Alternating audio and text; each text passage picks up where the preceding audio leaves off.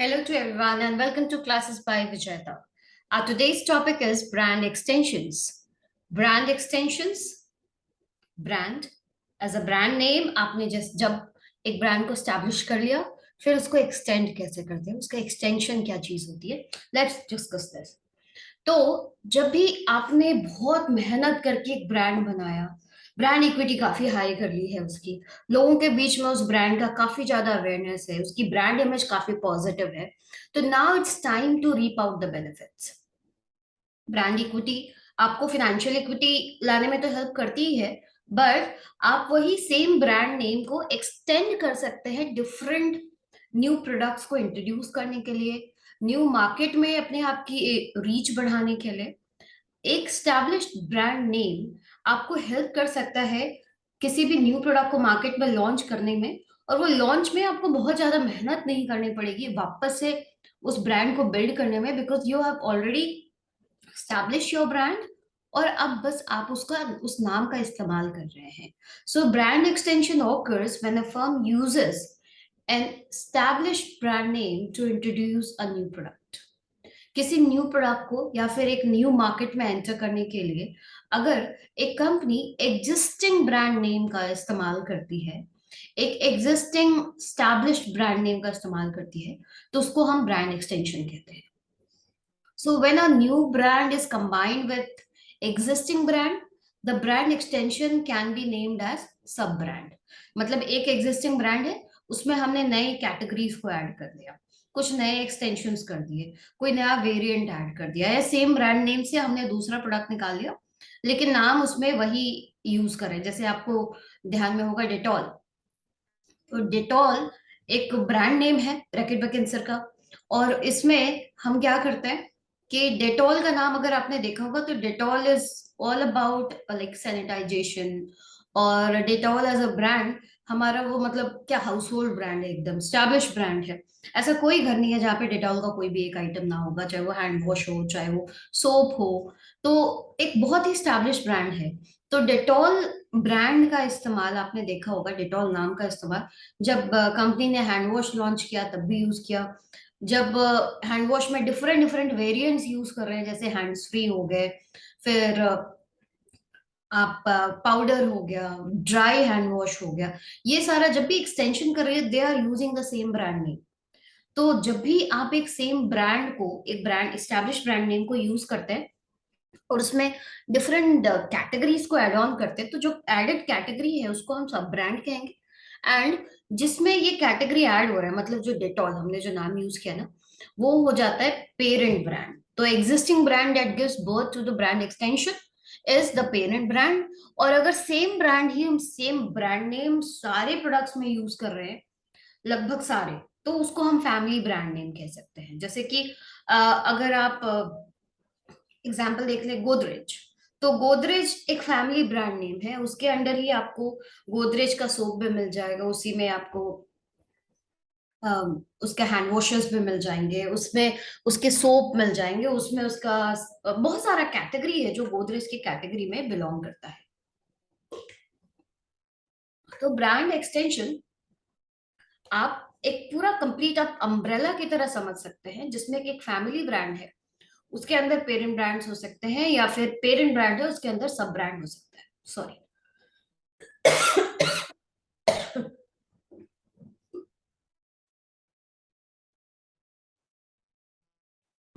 So what are the categories of brand extension?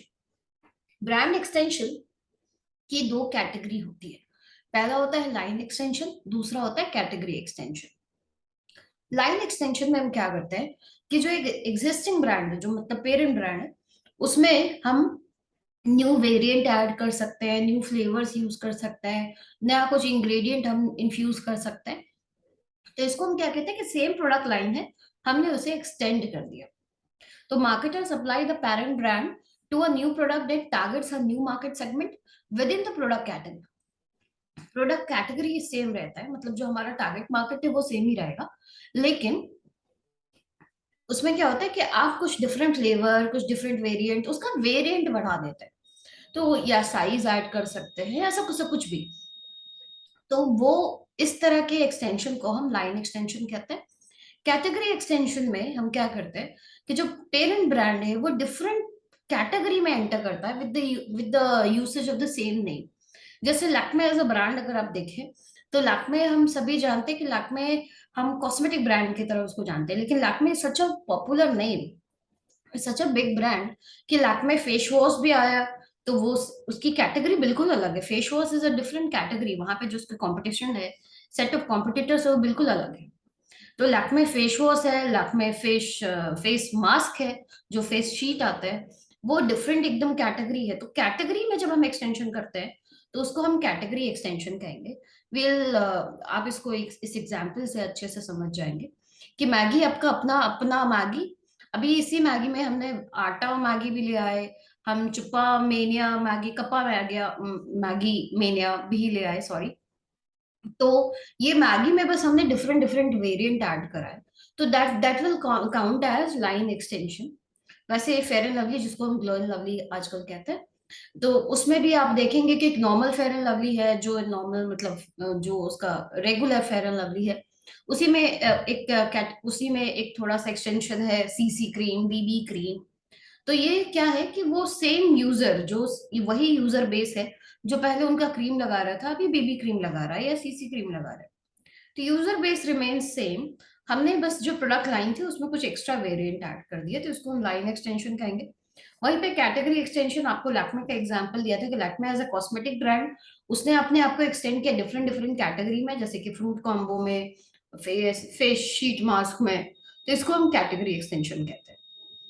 तो what is the advantage of doing this extension? क्या advantage हो सकता है? तो पहला एडवांटेज ये है कि ये फैसिलिटेट करता है न्यू प्रोडक्ट एक्सेप्टेंस में। जैसे ये आपको प्रोडक्ट लाइफ साइकिल अगर याद हो, मार्केटिंग में आपने जब पढ़ा होगा, तो इंट्रोडक्शन के टाइम में हमें सबसे ज्यादा मेहनत करनी पड़ती है। जब प्रोडक्ट कोई मार्केट में आता है वहां पे सबसे ज्यादा मार्केटिंग एक्सपेंस हमारा बहुत हाई होता है, हम एडवर्टीजमेंट के ऊपर काफी इफेक्ट अपना खर्च करते हैं। अदरवाइज क्या होता है कि प्रोडक्ट का एक्सेप्टेंस नहीं होता। तो अगर सेम पॉपुलर ब्रांड नेम, क्योंकि वहां पे कोई हमारे ब्रांड को नहीं जानता, कोई हमारे प्रोडक्ट को नहीं जानता, एकदम न्यू लेकर के आएंगे तो वहां पे बहुत मेहनत करनी पड़ेगी, एक्सेप्टेंस बहुत स्लो होगा।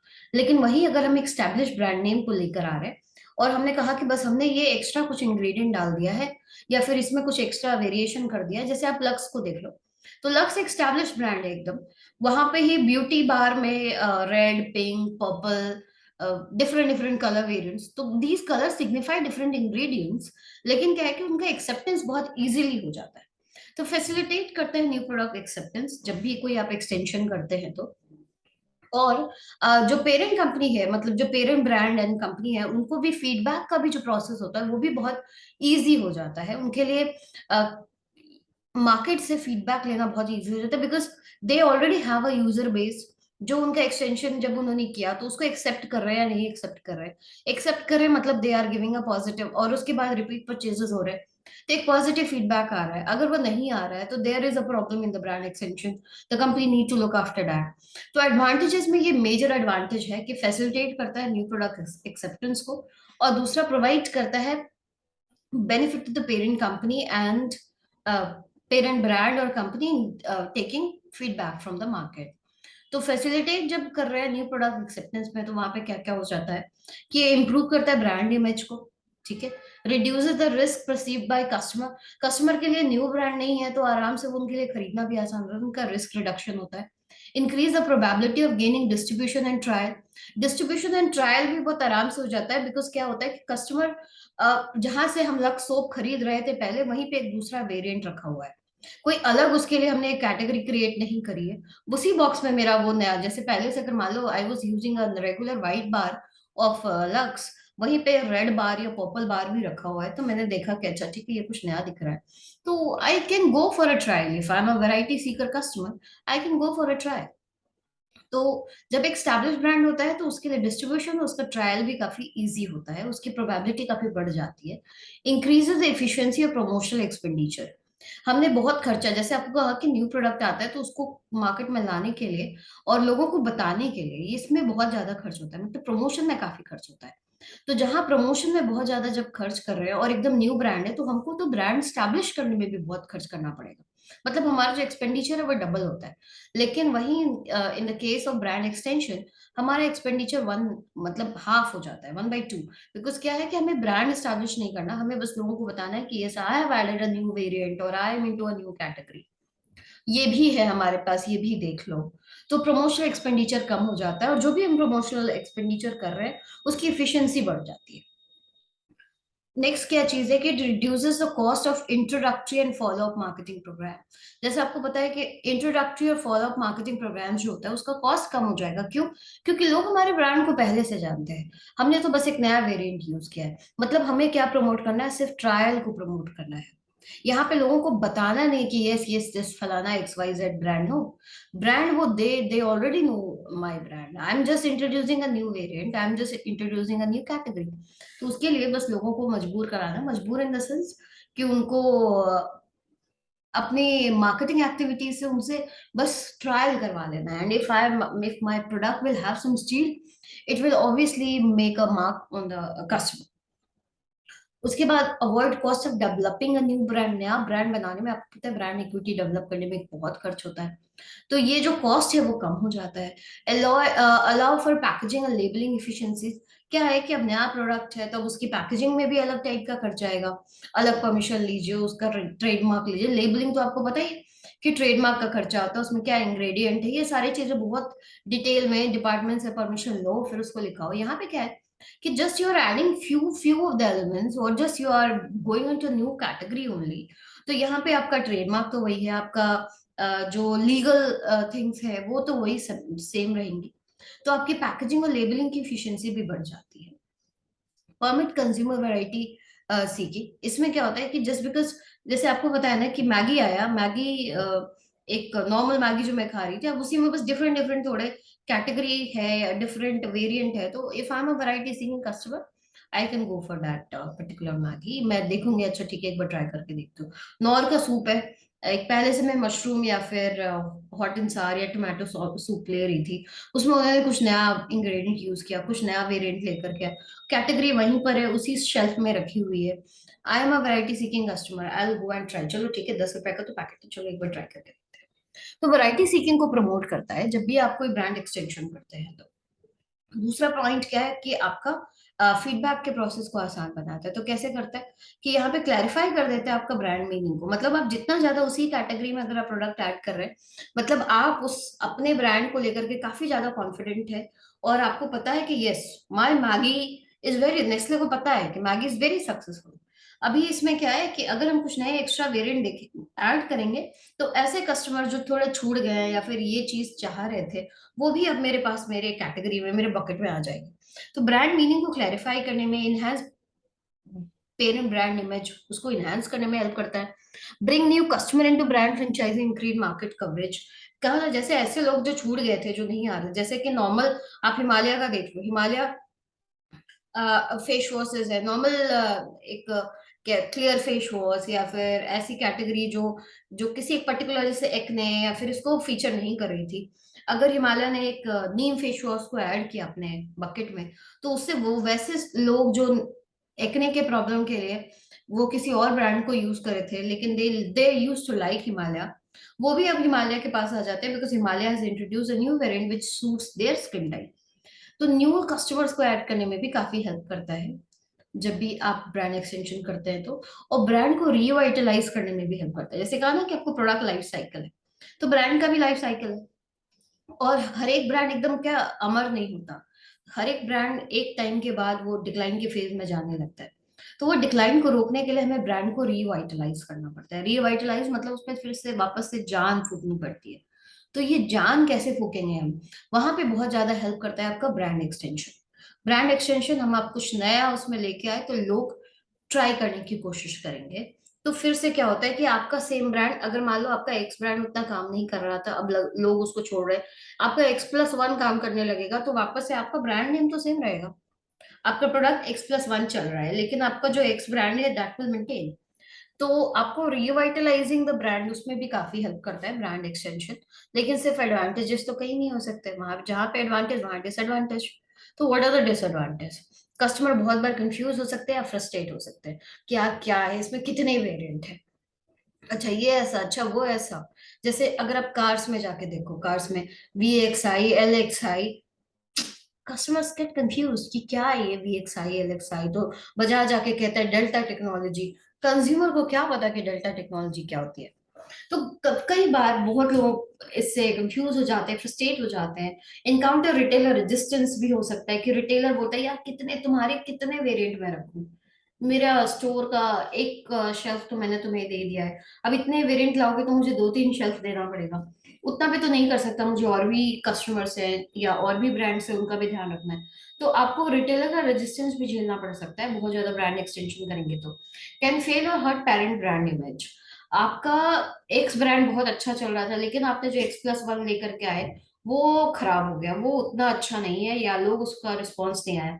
जैसे आप मारुति का देख लो, WagonR was very popular, WagonR is very popular, लेकिन उसी सेम कैटेगरी में मारुति ने इंट्रोड्यूस किया था stingray.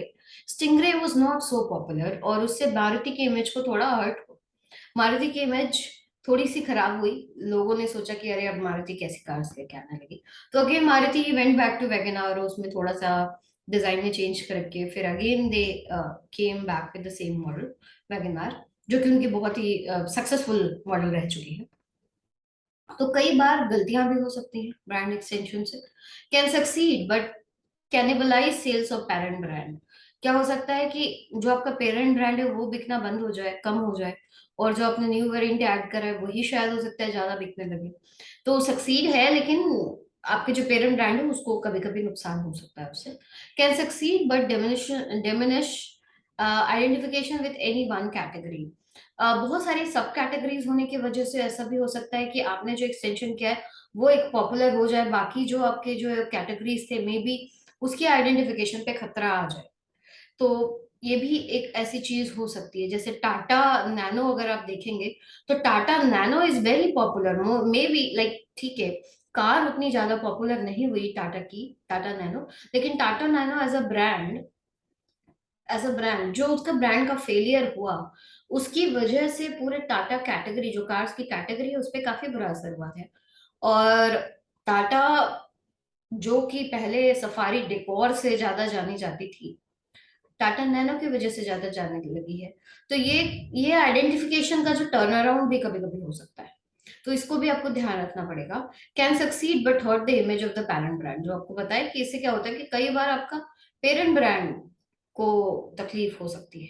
Can dilute brand meaning, बहुत बार ब्रांड मीनिंग आपका बदल सकता है। ब्रांड मीनिंग बदलने का मतलब क्या है कि आपकी एक जो ब्रांड इमेज है, पॉजिटिव ब्रांड इमेज या फिर एक ब्रांड पर्सनैलिटी जो लोग एसोसिएट कर रहे हैं आपके प्रोडक्ट से, वो बहुत बार कंफ्यूजन की वजह से आपका जो ब्रांड मीनिंग है वो डाइल्यूट हो सकता है। मतलब अगर आप देखें कि एक एक कोई XYZ ब्रांड है जो कि हमेशा से बहुत ही सुपीरियर, अभी जैसे मान लीजिए कि आप BMW को देख लो, तो BMW is known for making expensive and good quality cars. अभी उसको लग रहा है कि नहीं, इंडिया में मेरी कार बहुत महंगी हो रही है तो कम बिक रही है, तो चलो मैं 4 लाख के कैटेगरी में भी कार ले आता हूँ। तो उससे क्या होगा कि जो BMW की इमेज बनी हुई है ना, वो इमेज खराब हो जाएगी। तो it can dilute the brand meaning, बहुत बार ऐसा हो सकता है। Can cause a company to forgo the chance to develop a new brand. और बहुत बार ये लाइन सबसे इंपॉर्टेंट है कि हम बहुत बार न्यू ब्रांड एक्सटेंशन के चक्कर में हम एक न्यू ब्रांड बना सकते थे, उसकी अपॉर्चुनिटी को लॉस कर देते हैं। जैसे अगर आप हुंडई और किया दोनों सेम कंपनी को बिलोंग करती है, लेकिन किया नहीं बना के कंपनी अगर हुंडई में ही अपना एक्सटेंशन करती रहती, तो किया का जो एक मार्केट था या किया का जो मार्केट डेवलप हुआ है, शायद हुंडई उसका फायदा नहीं उठा पाती। तो बहुत बार ऐसा हो सकता है कि एक न्यू ब्रांड डेवलप आप कर सकते थे, लेकिन एक ब्रांड एक्सटेंशन के कारण आपने वो चांस को मिस कर दिया। तो these are the advantages and disadvantages of doing brand extension. लेकिन जब आप ब्रांड एक्सटेंशन कर रहे हैं तो उस समय आपको इवेलुएट करना पड़ेगा कि आपको ब्रांड को एक्सटेंड करना है या नहीं करना है। तो इवेलुएशन कैसे करते हैं, how we evaluate brand extension opportunities. तो first step is, there are 3 steps into it. 3 नहीं, काफी स्टेप्स हैं इसमें। Yes, there are 7 steps. तो there are 7 steps into it. पहला है define actual and desired consumer knowledge about the brand. मतलब पहले आप एक परसेप्चुअल मैप बनाते हैं ना, आपको कंज्यूमर बिहेवियर में याद होगा कि हम एक परसेप्चुअल मैप बनाते हैं, एक मेंटल मैप बनाते हैं कि आपको आपकी कैटेगरी आपका जो कस्टमर है वो किस कैटेगरी में फॉल करता है पूरे मार्केट में, और आप कहाँ पे डिजायर कर रहे हैं कि कंज्यूमर आपका किस जगह फॉल करना चाहिए। मतलब define actual and desired consumer knowledge about the brand. आपके कंज्यूमर को आपके ब्रांड के बारे में कितना ज्ञान है, आपके हिसाब से उसे फर्स्ट क्वाड्रेंट में फॉल करना चाहिए, जब आपने रिसर्च करा तो पता चला वो फोर्थ क्वाड्रेंट में फॉल कर रहा है। तो ये आपको पहला तो आपको डिफाइन कर लीजिए। दूसरा, identify possible extension candidates on basis of parent brand association and overall similarity और fit of extension to the parent brand.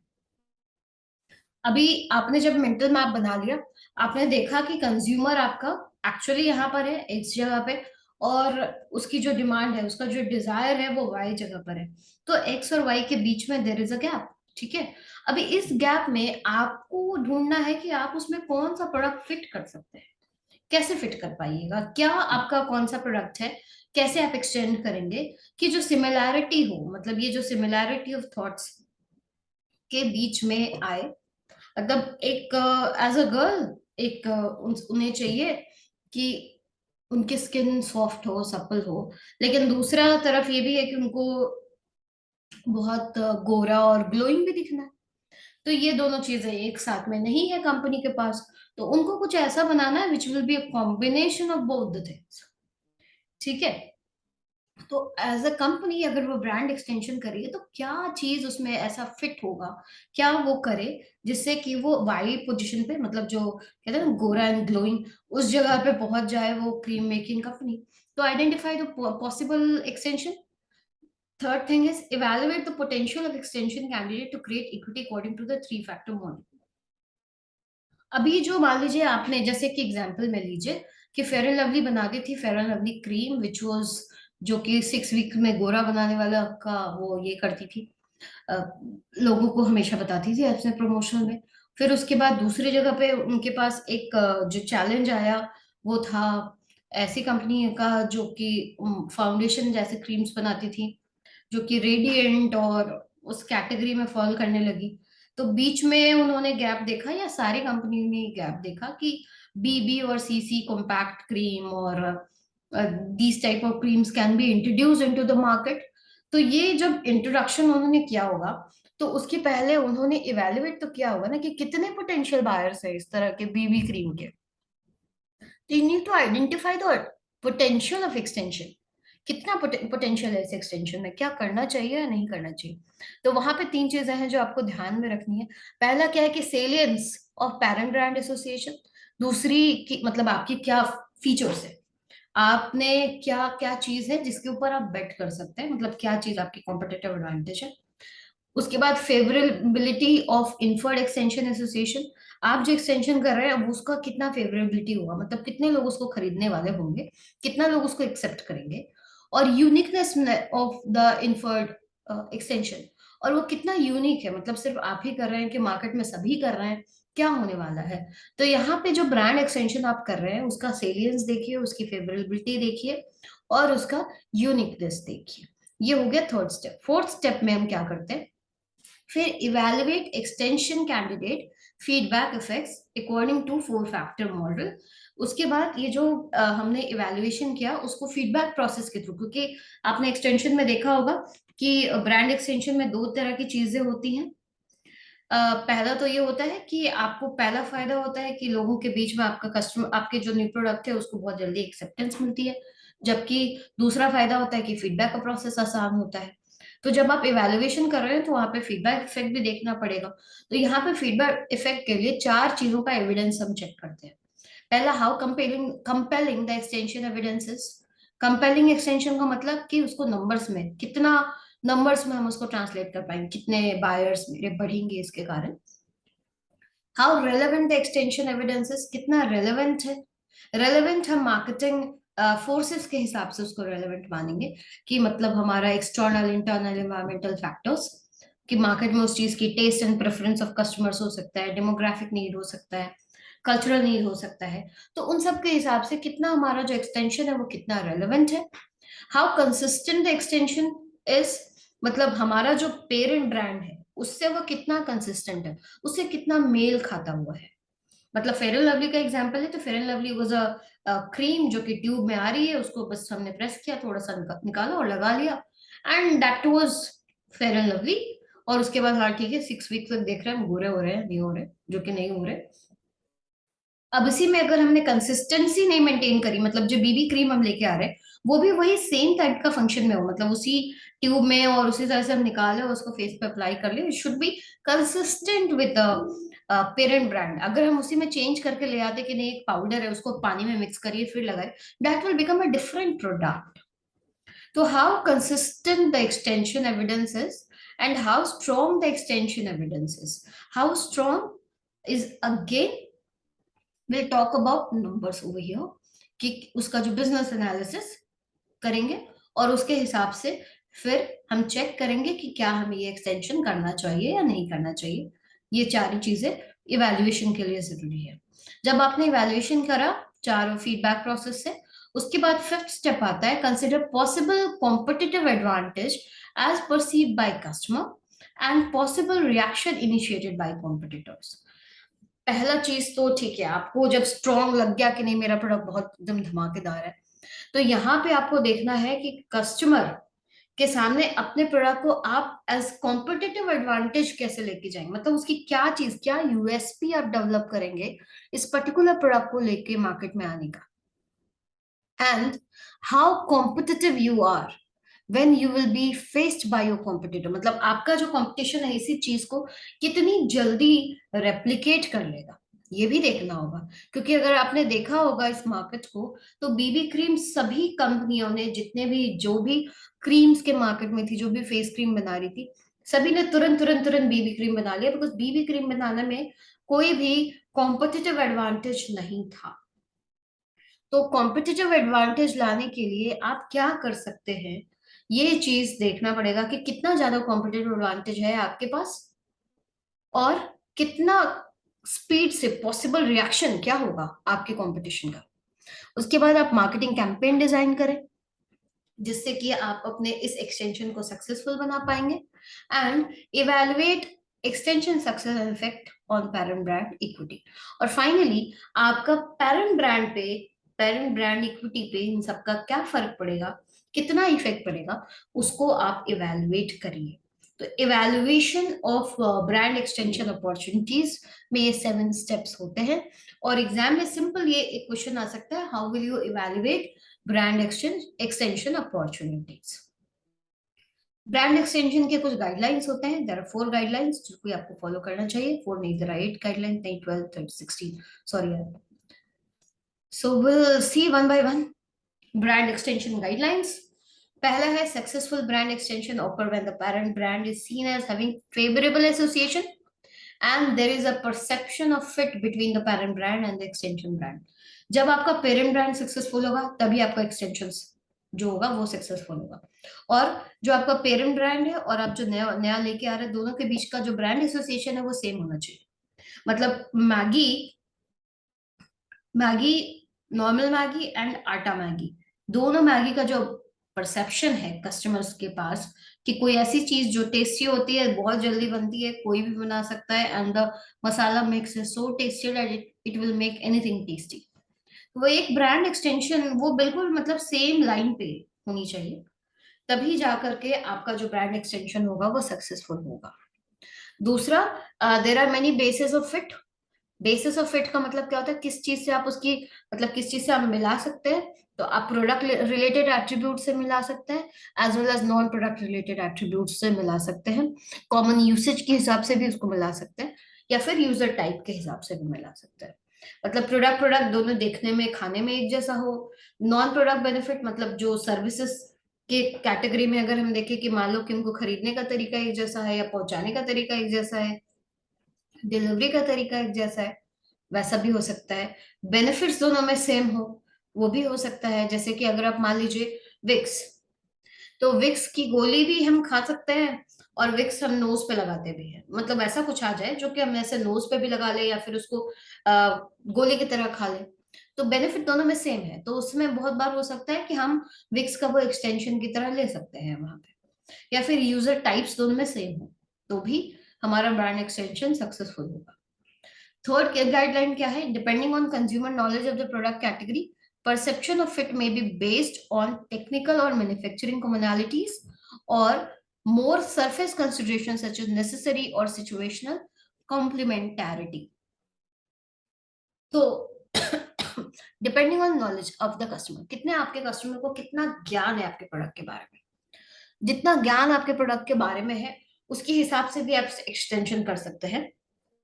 जैसे आप गाड़ियों के बीच में देखेंगे, जैसे कि आप बाइक्स में देख लें, तो बाइक्स के इंजन में आप हमेशा देखेंगे ब्रांड एक्सटेंशन, अगर आप देखेंगे तो आप ज्यादातर एक्सटेंशन इंजन में, डिजाइन में और माइलेज, ये तीन कैटेगरी है जिसके बारे में ये तीनों कैटेगरी में ही आप बाइक्स का एक्सटेंशन देखेंगे। एक्सटेंशन मतलब बाइक को लंबा नहीं करते हैं। Different different variant of bikes जो आते हैं, या तो सीसी के बेसिस पे करते हैं कि इतना 120 सीसी, 300 सीसी, 350 सीसी, 520 सीसी, उसके बेसिस पर हम उसका एक्सटेंशन कर रहे हैं। या फिर हम कुछ इंजन में नई technology, delta plus technology, V8 engine, V5 engine, V7 engine, तो ये क्या होता है, ये टेक्निकलिटी और मैन्युफैक्चरिंग कम्युनैलिटी होता है। कॉमन मैन्युफैक्चरिंग कैसे हम करते हैं उसके बेसिस पर हम एक्सटेंशन कर सकते हैं। फोर्थ चीज होता है कि high quality brand stretch further than average quality brands, although both types of brands have boundaries. जितना भी हाई क्वालिटी ब्रांड होंगे ना, उनका जो एक्सटेंशन होता है वो बहुत और भी ज्यादा, मतलब वो ब्रॉड एक्सटेंशन कर सकते हैं। हाई क्वालिटी ब्रांड्स मतलब क्योंकि उनका बहुत ज्यादा हायर ब्रांड इक्विटी है, बहुत स्टैब्लिश ब्रांड है, तो वो जो ब्रांड एक्सटेंशन करेंगे वो एक एवरेज ब्रांड से काफी एक्सटेंडेड हो सकता है, मतलब बहुत ड्रास्टिक चेंजेस भी हो सकते हैं उसमें।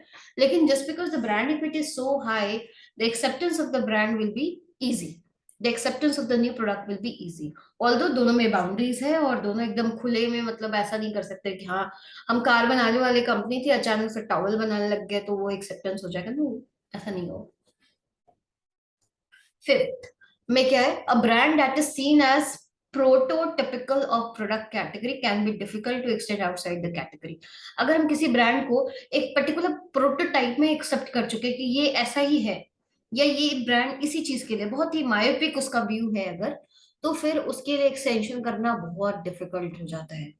वो एक्सटेंड नहीं कर पाती है, उस वो फिर उसी ब्रांड में उसको होके रहना ही पड़ेगा। जैसे आप बहुत ही प्रोटोटाइपिकल आप दे सकते हैं एग्जाम्पल, जैसे for example doctor ortho. Doctor ortho का जो पैरों में लगाने वाला जो दर्द वाला मेडिसिन होता है, तो एकदम प्रोटोटाइप हो चुका है कि हाँ बस ये इसी के लिए, पैर के दर्द के लिए। या अमृतांजन, तो अमृतांजन का बहुत एक प्रोटोटाइप है कि ये दर्द निवारक क्रीम है, तो अमृतांजन पाउडर आने लगेगा तो मे भी उसका एक्सेप्टेंस ना हो। तो एक्सटेंशन करना बहुत डिफिकल्ट होता है, जिसको एक पर्टिकुलर कैटेगरी में लोग उसको एकदम एक्सेप्ट कर चुके कि नहीं ये इसी चीज के लिए बना है। Concentrate attribute association tend to be more difficult to extend than abstract benefit association. Concrete attributes जो भी होते हैं, कॉन्क्रीट एट्रीब्यूट्स मतलब जिसको कि आप एकदम नंबर्स में डिफाइन कर सके, जिसको कि आप एकदम क्लियरली लिख सके, उसके लिए फिर उसका एक्सटेंशन करना डिफिकल्ट है। जबकि एब्स्ट्रैक्ट अच्छा लग रहा है, आप गोरे हो रहे, गोरा होना is not a parameter, right? गोरा होना आप वो जैसे एक अर्जुन रामपाल का एक ऐड आता था कि वो एक face different different shade card लेके आते थे और फिर कहते दीवार पे लगा के कहते कि ये तो दीवारों का कलर चेंज होता है, दीवार के जो कलर है वो चेंज हो सकता है, उसके शेड कार्ड होते हैं। Human being we can not have shade cards. तो एकदम कॉन्क्रीट चीजें हैं जिसमें, जैसे कि अगर आप एक्सटेंशन कर रहे हैं कि हाँ पहले हमारा ये इतना माइलेज 25 किलोमीटर पर लीटर का माइलेज देती थी, अभी इसको हमने एक्सटेंड करा के 60 किलोमीटर पर लीटर का माइलेज पे ले आए हैं स्कूटर को। तो वो एक क्या होता है कि वहां पे जो एक्सटेंशन होता है वो बहुत डिफिकल्ट होगा, क्योंकि 120 या फिर 25 किलोमीटर पर लीटर वाली जो इंजन थी वो अचानक से वो 60 किलोमीटर पर लीटर वाले इंजन में नहीं आएगी, किलोमीटर पर लीटर के इंजन में। वहां पे आप एकदम उसको आपके मतलब जो ब्रांड है उसको चेंज करना पड़ेगा, प्रोडक्ट को कम्प्लीटली चेंज करना पड़ेगा। या फिर अगर आप सीसीज में देख लें, या जैसे कि एक मारुति 800 सीसी की कार और एक 1000 सीसी की कार और एक 5000 सीसी की car, they will not look alike, तो वो एक जैसे नहीं दिखने वाले। तो एकदम कॉन्क्रीट जो रहता है ना, कि जिसको आप एकदम नंबर्स में लिख सकते हैं, उसका एक्सटेंशन करना बहुत डिफिकल्ट होता है।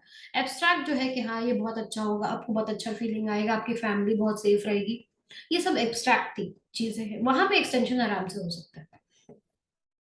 उसके बाद कंज्यूमर में transfer association data positive in original product class but becomes negative in extension product. बहुत बार ऐसा हो सकता है कि आपका जो पेरेंट ब्रांड है उसमें बहुत ही पॉजिटिव चीजें हो, लेकिन नेगेटिव चीजें, लेकिन आपका जो एक्सटेंशन है उसमें वही चीजें नेगेटिव की तरह काम करने लगे।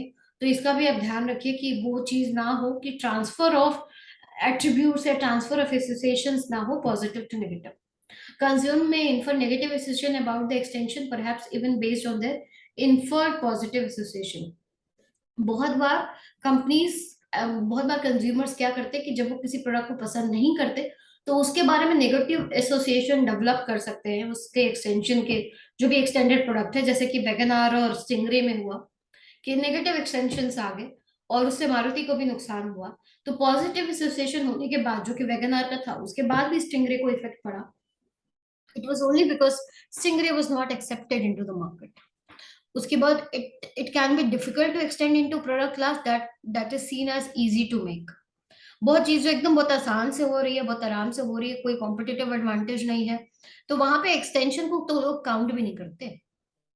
तो वो भी आपको देखना पड़ेगा। Successful extension can not only contribute to the parent image brand but also enable the brand to be extended even further.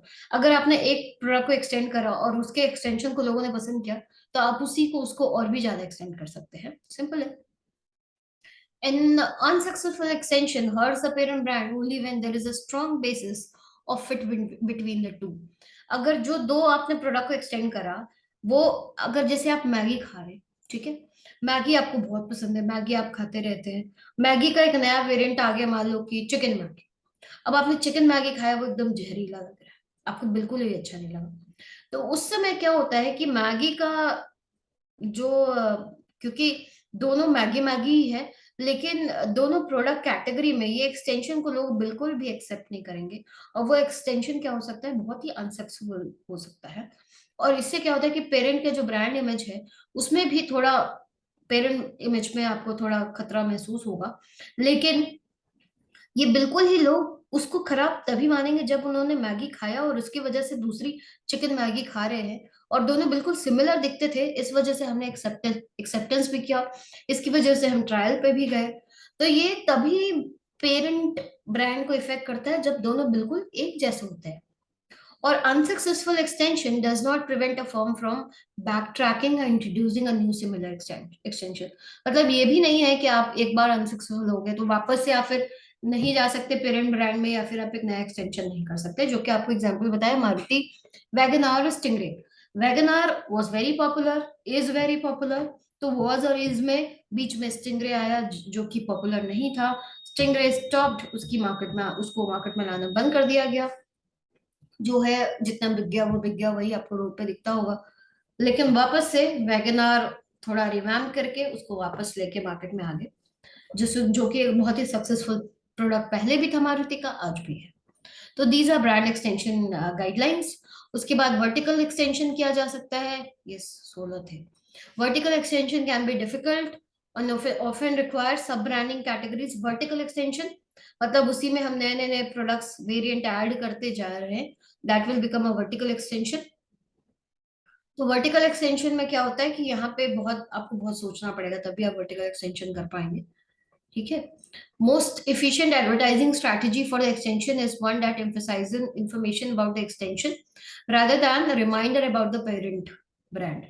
अब आप जब एक न्यू ब्रांड लेकर के आए हैं तो आपका जो एडवर्टाइजिंग स्ट्रैटेजी भी होना चाहिए वो आपके न्यू ब्रांड को एम्फेसिस करे, ये नहीं कि आपके पेरेंट ब्रांड का ही राग गाता रहे, वैसा ना होना चाहिए। And individual differences can affect how consumer make an extension decision and will moderate extension effects। जब भी आप जो एडवर्टाइजिंग कर रहे हैं जिससे लोगों को पता चल रहा है कि आपने कुछ नया ब्रांड एक्सटेंशन किया, आपने कुछ नया मार्केट में आप लेके आए हो, तो वहां पे जो आपका डिफरेंस है ना, वो डिफरेंस को लोग ऑब्वियसली अगर उसको रिकॉग्नाइज कर रहे हैं, वो डिफरेंस ही है जो आपके पेरेंट ब्रांड को और आपके एक्सटेंडेड ब्रांड को के दोनों के बीच में सामंजस्य बिठा सकता है या फिर दोनों को पॉजिटिव या नेगेटिव कर सकता है।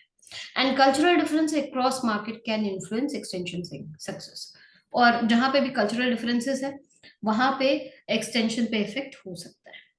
तो ये हो गई brand extension guidelines, and this is all about brand extension. Thank you very much. Hope you like it. If you like it, please subscribe to my channel, like the content, share it with your friends, and do write to me at vijayata.rwc@gmail.com or comment in the comment box. I will be more than happy to answer all your queries. And thank you very much. और बीच में खांसने के लिए माफी चाहूंगी।